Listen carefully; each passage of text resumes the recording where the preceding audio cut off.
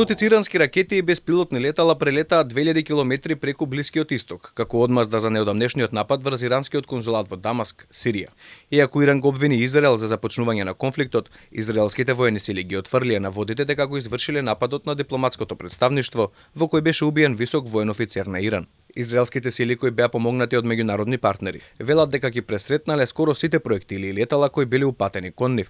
Синоќа Иран започна напад против Израел и упати повеќе од 300 закани од различни типови. Иранската закана се соочи со воздушната и технолошката супериорност на израелската одбрана во комбинација со силна борбена коалиција која заедно пресретна огромно мнозинство од заканите. Тие пресретна 99% од заканите и беа лансирани на територијата на државата Израел.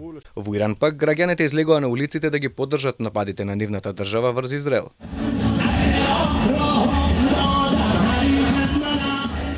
Од иранска страна се задоволни. Велат дека со нападот ја постигнале целта. Операцијата Искрено ветување беше успешно завршена од синоќа до утринава и ги постигна сите неизини цели. Причината за оваа операција беше преминувањето на црвените линии од страна на ционистичкиот режим.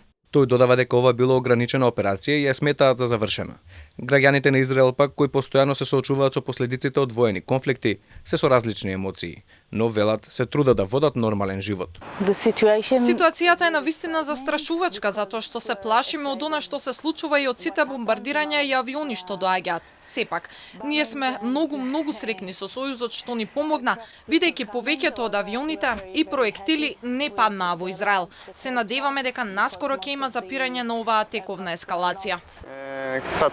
Имам измешани чувства, но немам голем страв. Не е полош од нападите што Хамас постојано ги прават врз цивилите овде. И убаво беше да се види дека Западот навистина застана покрај нас и помогна со пресретнувања.